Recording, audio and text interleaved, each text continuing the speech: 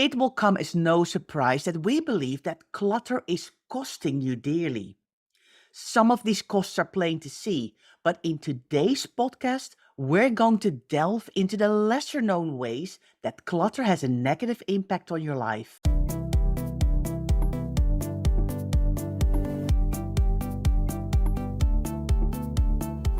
You're listening to the Declutter Hub podcast, bringing you tried and tested, no-nonsense tips and advice from the leading experts in decluttering and organising your home. Now here are your hosts, Ingrid Jansen and Leslie Spellman.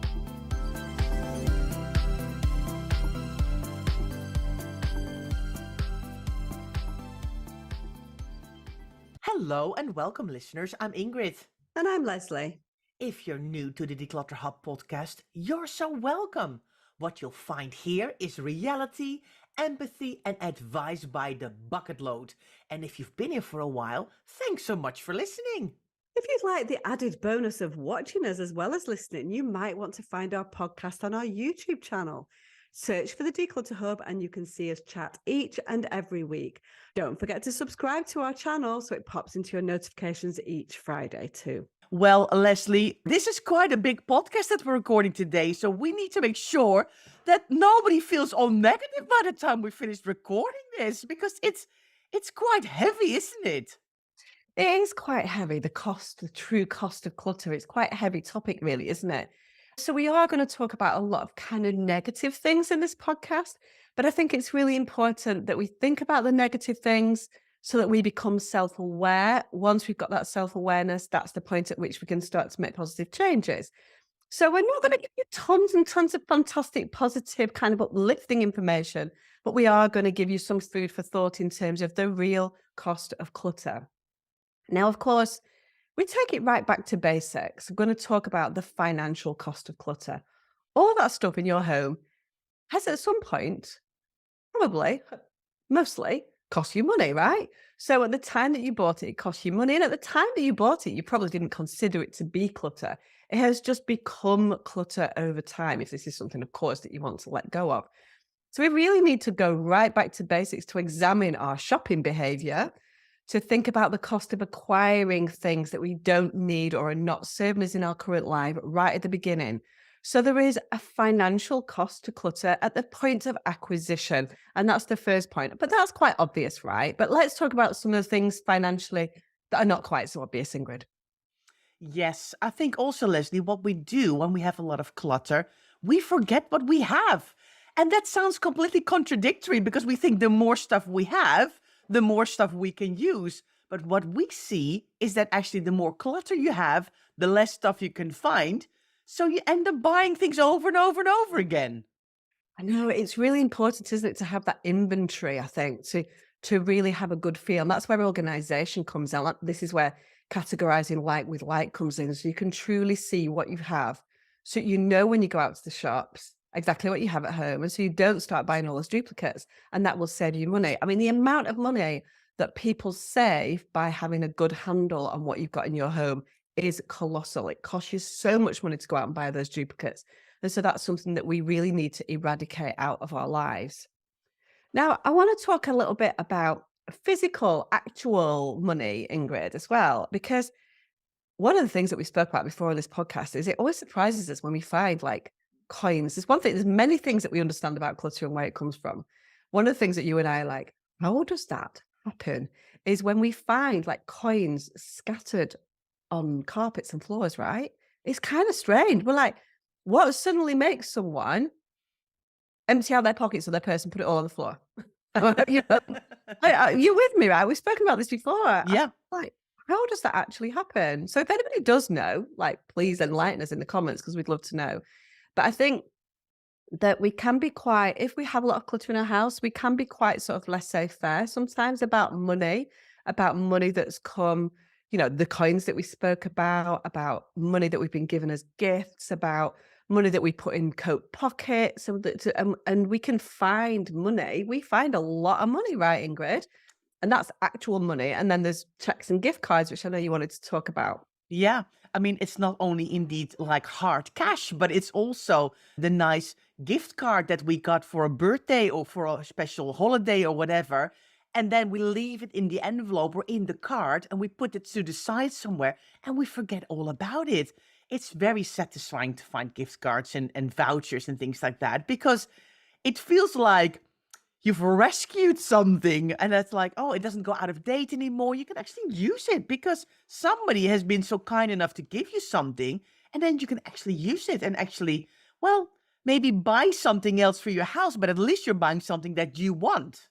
One of the nice things as well about gift vouchers, Ingrid, or gift cards, or what do they call them in elsewhere in the world? They don't call them gift vouchers. Call them something else. Can't really remember. Like Maybe coupons? no, No. coupons is different, isn't it? Because coupons is like money off. Gift. Hmm, Receipts? can't remember. Anyway, you know what I mean. Yeah. The thing that you buy to allow you to spend money. There's definitely a word for it, but I can't remember it. Please tell us what that word is in the comments. It's deep in my American memory. Might be different elsewhere in the world as well, to be fair. And so I think that the thing is about gift cards is they used to be they never had an expiry on them, right? And so you could find them 5, 6 years later, 10 years later sometimes, and the shop would still honor them. But I think that's changed Yeah. now. I think that's changed. I think there's expiry on gift cards and coupons. And I think we do something different with gift cards and coupons as well, Ingrid. We kind of put them to one side rather than putting them in the place that we're going to spend them. And the reason why we do that is because we think they're going to kind of burn a hole in our pocket almost, don't we? Mm. Like we're going to feel compelled to use them if they're in our purse or in our wallet or something like that. And so I think our behavior with gift cards is quite strange sometimes as well. So we really need to think about that. And if you have got a gift card, make sure it's somewhere where you're actually going to use it. Yes. And book up that nice thing or get that thing that has been really like on your mind that you would love to maybe relax with, or maybe you've been meaning to get a nice book or something to chill with. Very important. I think there's something really special about a gift card that makes it even more. If you get like a £20 gift card, somehow it definitely feels more special than a £20 note. Yeah. Are you with Yeah. me? Yeah. Yeah. It's like, Yeah. oh, what am I going to spend that on? I Like, know. do you know what I mean? You really want to if somebody's giving you that as a gift, you really want to do the right thing by that Yeah. £20, whereas you Yeah. might just go and spend £20 down at the greengrocers without even thinking about it. Do you know what I mean? Yeah. So anyway, we could go on Anyway, for yeah. ages about gift cards and Yes. money. But of course, there is a financial cost to clutter. But what comes next, Ingrid? Yes, we wanted to talk about time because clutter can take up massive amount of time in having to move it and clean it and tidy it and rummage through it and then put it back and all of that kind of stuff. If you're looking for something, so if for example every day you need to look through items to find your purse and your wallet and your phone and your keys, all that time, instead of if you would have your item in a certain place, it would not take that time. It's a really hidden cost of clutter. Yeah, all that time just hemorrhaging away throughout the day. And of course, we can talk about the amount of time it takes to declutter your clutter as well. Mhm. That involves a large investment of time. If that's something that you're going to focus on, then it's going to take a long time. This is not something that built up overnight. And so it's going to take a long time to sort through and make decisions on. So that emotional decision making on clutter takes a serious amount of time. And of course, all that time that you're spending managing your clutter, managing your stuff, means that you're spending less valuable, positive time with your friends, with your family, with doing your hobbies. We just, the sort of chores and finding things just takes time, right? Takes time away from doing the things that we want to do. Yeah, I think definitely as well. What you see a lot is that when a house is quite cluttered, it's really difficult to then clean it. It takes a lot more time because you have to move stuff around all the time. Well, if you have less clutter, it's like, oh, it's actually much easier to get the chores done around the house and actually then do something that I want to do. Even, it can be spending time with friends and family, but it can also be spending just time for yourself, doing a hobby that you like, or an art or a craft that you really enjoy, or just reading a book or watching a favorite series. Or I was actually talking to one of my clients the other day. She said, Ingrid, I don't know how people have time to watch whole series and book sets because I feel like I'm forever doing stuff in my house all the time. I am completely binging Happy Valley at the moment. So I am finding times to watch whole box sets. Yes, I'm with you. You gave me the tip about Happy Valley. So I'm now completely caught up to series two, which was like amazing. So now I have got the last series to go. So nobody can talk to me about how it ends because I'm like, I don't want to know. I don't want to know because I've got series three to go. Can I tell you a strange thing about Happy Valley? So if anybody's not in the UK, because I feel like it is a UK only thing, maybe. What do you reckon? I mean, it's Yeah. BBC, and that doesn't mean to say that it's not gone elsewhere in the world. If you haven't got it, then you need to definitely look for it. Um, so I told Ingrid about Happy Valley. I'm like, oh, it's amazing. You need to watch it. I've watched all the series and all that. I'm on holiday. And I'm seeing all these things like, oh, it's the most amazing thing ever. And people talking about the last episode. And I'm like, why are people talking about it now? Has nobody just binged it 5 weeks ago like I did? And so something that was kind of eluding me, but I didn't want to search it because I'm going to do spoilers, right? I'm Yeah. like, have I missed half the episode? Have I missed half the season? Did they release some more episodes after I watched it? So I came back. I've only watched season one. What? Yeah, again. So why am I telling you to watch it? And you're further ahead than me now. I hadn't even watched it. I was like, why are you talking about such and such a body being a teenager? So yeah. So yeah, I am on the first episode of season 3. You're on the. Oh, yeah. So now you're a little bit ahead of me then because Yes. I've just finished season two and it's brilliant. So if you are in the UK and you can watch it on BBC iPlayer, do so because it's like one of the best things I've seen in a long time. Absolutely. So a little bit of a diversion, but Yeah. just Anyway. if you will talk about watching box sets, then that's what happens with my mind thinking. But when we talk, so let's get back to time because I have spent inordinate amounts of time this week watching Happy Valley, which perhaps didn't make me as productive as I might be with other things that I should have been doing in my house. But I want to talk about productivity and something that is really kind of close to our minds because we have to be super productive at work, and most of the job that we do obviously is digital, right? So we're dealing with a lot of technology, we're dealing with a lot of files and emails and all of that jazz, photos, graphics that we put out there. So we have to be super organized and efficient with all of our digital stuff, right? Ingrid's still got a long way to go, haven't you, Ingrid? Although she's catching up. She's not very good on the email front, are you, at this moment in time? Productive, efficient in terms of filing, not so good in terms of deleting. I Correct. do want to correct. I do want to talk about the amount of time it takes for you to wade through digital clutter. So if you don't have email, for us, it's graphics and stuff like that that we use. We have this really slick system, don't we, of finding these things now. But it's taken us a while to get there, right? And so it's really important to make sure that you've got something that is easy to use. And if you've got more than you need, then that is definitely going to detract from your productivity. Yes, and I think especially email. I mean, people who are not like us running their own business, I think in their personal lives, emails can really take over. The unread emails, the emails in inboxes that are now so full that you actually get messages back from people saying your message can't be delivered because the inbox is full, and then they start a second email address. Those things that just needs time, effort, and energy to resolve and get on top of that again because otherwise you're just basically plugging one hole with the other, I think. Yeah, definitely, definitely. So when are you going to sort your emails out, Ingrid? Well, I got no problems, Leslie. I'm absolutely fine. I need to delete a bit better, but my systems are all hunky dory. Thank you very much.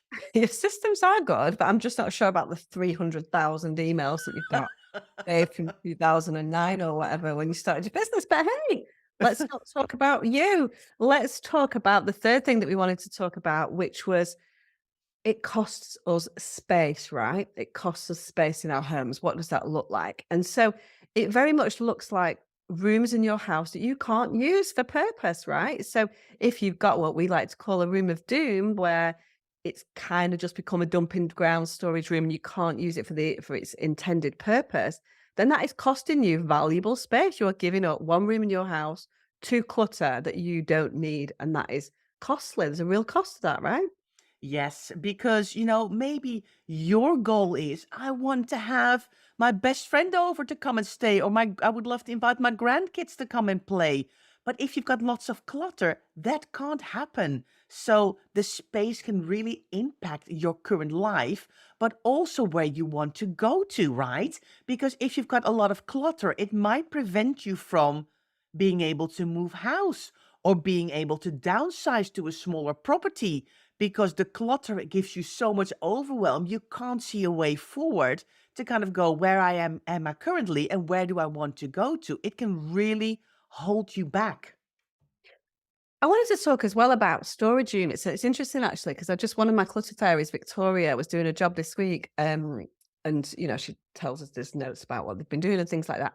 And she talked about this storage unit this lady had, and she was paying something like £300 a month for a storage unit, 2 sessions of decluttering with Victoria, which obviously costs money, to be fair, and that storage unit is now gone, right? Yeah. And so storage units are a massive, massive cost, right? And people feel that they want them because they're not ready to get rid of that stuff. But honestly, people always think, oh, it's going to be temporary and I'm going to go down and I'm going to spend time on sorting my clutter out in a kind of controlled way. But time just disappears, doesn't it? And the costs just start to increase, increase, and increase. Yeah. And it's a massive amount, a massive cost. It's that £300 for her, £3,600 a year, right? That's a massive amount of money, isn't it? That's What? like a very nice holiday, Leslie. That's a I very know. nice, that's several weekends away, is that? Exactly, exactly. And what would you rather have? A storage unit full of stuff that actually isn't seeing the light of day, which is what happens. I mean, some storage units are useful, right? I'm not saying all storage units are never useful. There are times when storage units are necessary, like when you are downsizing, when you are transitioning, sorry, not downsizing, more transitioning from one house to another, when you are selling your house, of course, when you're having building work done. Storage units are really useful, but are storage units useful for keeping stuff that you don't need anymore or that you're not ready to make a decision on? No, in my opinion, I've never seen anybody with a kind of positive idea about a storage unit Yeah. just based on that cost. Yeah. And I think the costs creep up as well. In the beginning, it doesn't seem so much. And in your head, it's only for a short time in the beginning. But I've had a client as well who told me, she said, Ingrid, I've had, because she lived here in the UK, she was American. She said, I've had a storage unit in the States for a decade and I can't even tell you what's in it. And then she actually had somebody else look, and there was like 2 mattresses. She said, do you think I will still sleep on a mattress that's been in the storage unit for 10 years? What was I thinking? And there were some other little bits and bobs there as well. But she said, it's just all been untouched. What a waste of money. I know, until we were talking about transitioning there as well from one home to another. I think one of the things that clutter stops you from doing is moving home, downsizing quite often. A lot of people are like, there's just no way that I can downsize and save money in principle by Hmm. downsizing because I've got all this clutter that I need to transport with me. So it's just not possible. So I think there's a kind of hidden thing, which means that you can't move on to the next Yeah. place in your life where you do recoup some of that money or you do free up some of that investment that you've made in the past. Hmm. So space is a huge one and one that we don't often think about when it comes to the real cost of clutter. Yeah. Well, let's go for a break and let's talk some more about the true cost of clutter after.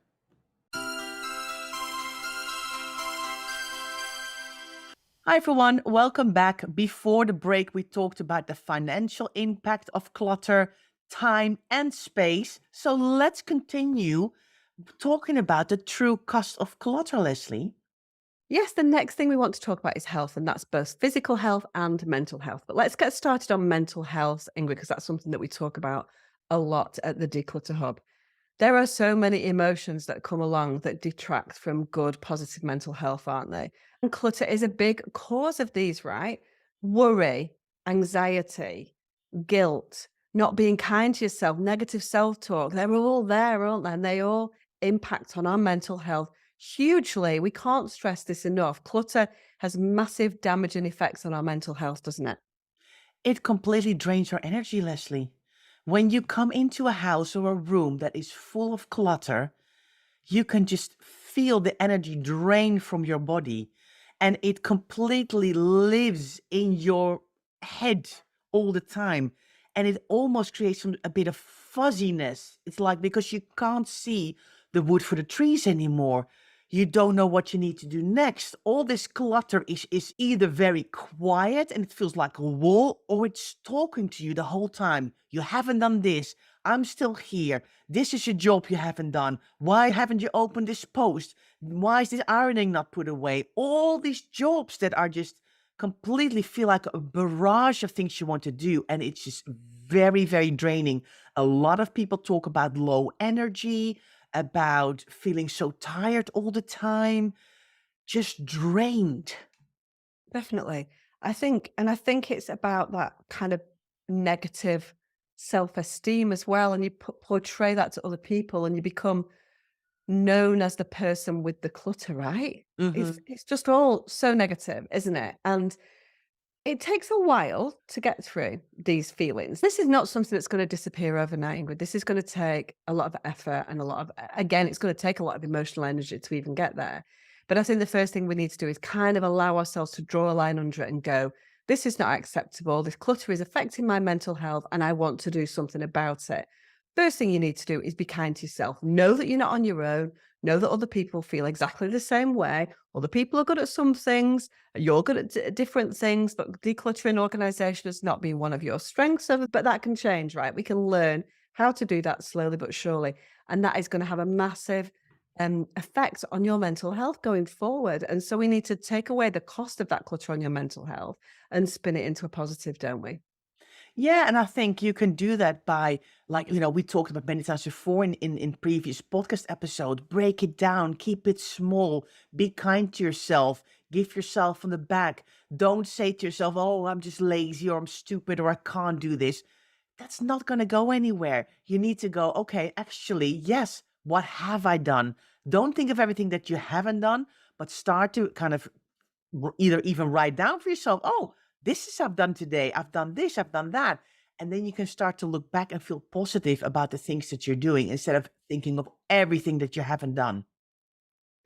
Definitely. So mental health is a biggie, and we could literally spend 10 podcasts worth talking about mental health and the impact that clutter has on that. We want to talk a little bit about physical health as well. So less obvious in some instances, but as the clutter starts to build, as the volume starts to get high, clutter can definitely have an impact on your physical health as well, can't it, Ingrid? Oh, yes, definitely. I mean, first of all, people who have clutter, it can be very easy to trip or hurt yourself or bump into something or stub your toe or, you know, kind of the near misses of things that have happened. And of course, if the volumes go up vertical, you kind of get these precarious piles of stuff that might topple over if you're not being careful. And you have to hold your clutter in a certain way, or kind of once you have to wedge things in so it doesn't fall over, then you know, okay, this is actually really impacting on my physical environment. Definitely, and I think there's a crossover, isn't there? Sort of fibromyalgia and those kind of things. It's a kind of crossover of physical and mental health, but that's a big thing that we see and that has a big impact. People with fibromyalgia, people with ME really struggle to get that energy, and it just because it weighs on us emotionally, it weighs on our mental health. It also affects us in our physical health as well because it's exhausting. Clutter is exhausting. If you already struggle with something that affects your energy and zaps your energy, then that's going to be even worse and it's just going to perpetuate that even more. The last thing that we wanted to talk about, Ingrid, and this is a really, really big one, and so it's the most important one, to be fair, is about relationships. There are so many people who are prioritizing stuff over relationships with their family and friends. And we all know that family and friends are what makes the world go round, are what makes life special and important. And we should be prioritizing relationships over stuff, right? And so what clutter does is it impacts those relationships. So within the home, if you live on your own, and that's different. But if you've got other people living in your home, your relationships with a partner, your relationships with your children, your relationship with your parents are all going to be impacted by clutter because people will judge you harshly. And there can be a lot of tension, there can be a lot of resentment, right? If you're the one that is, blamed for the clutter, let's call it that. I think even more, Leslie, I think there's a lot of arguments about clutter. It can be if a partner is very tidy and you're the cluttered one, or the other way around. There can be massive arguments about the clutter, about the stuff, but on top of that, about the chores, because everything gets hard work. It's also then the relationship with the children. They don't tidy up their room, they drop everything on the floor. And it feels like none of it is working, just none of it is working. So we see clutter having a massive impact on relationships. Yeah, definitely. And I think if you are, going right back to what we spoke about right at the beginning of the podcast, I think if you've got that visual clutter and you go into a room and all you see is what you need to do, then you're going to be spending time doing those things over spending times with your nearest and dearest, right? You're going to be prioritizing doing the stuff over spending time with the people that you love. And that's negative, right? That's a real cost to your life. You're not going to look back on life and think, I wish I'd spent more time sorting out my stuff. You're going to look back on life and think, I wish I spent more time with my children, with my family, with my friends, with my partner, etc. And so, really, really important to recognize the impact of clutter on relationships. I think also it has a negative impact on relationships because of the way that you feel about whether or not you are supported. And so it works both ways, right? And so other people might be resentful about your clutter and kind of pin that on you, but you also might feel resentful about them because you believe that they should help you with chores, with clutter, with sorting things out at certain times. And so it's this kind of roundabout of problems, isn't it? Yeah, yeah. And I think that is such a shame because I think originally we bought the stuff because we think it makes us happier. But in the end, what we find out is that all the clutter actually prevents us from being happier and spending more time on the things that we want to do. It's such a vicious circle, isn't it? It's such a vicious circle. It absolutely is. So, whew, that's a biggie, wasn't it? I Kind know. of a nice depressing podcast about the true cost of clutter. But I think, as we said right at the beginning, it's really important for us to be aware of what this is costing us. Mm, Why are we letting this stuff in our home do this to us, do this to our finances, do this to our time, make us less productive, make us not be able to move house, affect our physical and mental health, and affect our relationships. And so, but it can be sorted out, right? As we've yeah. said, we just need to go slowly but surely through the process. Loads of fantastic information on these podcasts. If you really want to go for it, loads of fantastic information in our membership as well to help you on your way to working through this stuff slowly but surely and getting yourself into a positive place, saving time, saving money, improving your relationships, improving your mental health and well-being. The well-being side of it is huge, isn't it, Ingrid? So once we see people who work through that clutter and come out of the other side, then it just has such a positive impact. We have never, ever seen a negative impact of decluttering in our whole 13 years of doing this, have we? Mm. I think it's really it opens doors that people didn't think were possible. And I think that's what we love so much about the members that we take on their decluttering journey. And they're like, wow, I'm starting to see things in such a different way. And there's so many benefits. And I'm actually finding even more benefits than I even thought before I started this decluttering journey. And it's just lovely. So we really hope that this podcast has given you a little bit of insight into the cost of clutter. And we would love for you to share that with us. What have you realized is your true cost of all your clutter? Tell us in the comments. If you go to declutterhub.com/235, you can leave us a comment and we'd love to hear from you. Thanks so much for listening to the Declutter Hub podcast. Don't forget to subscribe to us in your podcast player so you don't miss an episode, and we'll see you next week.